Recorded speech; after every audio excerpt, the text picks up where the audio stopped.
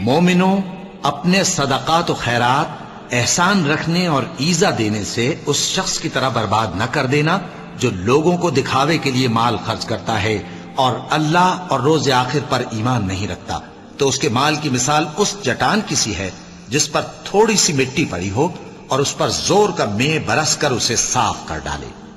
اسی طرح یہ ریاکار لوگ اپنے اعمال کا کچھ بھی صلہ حاصل نہیں کر سکیں گے، اور اللہ ایسے ناشکروں کو ہدایت نہیں دیا کرتا۔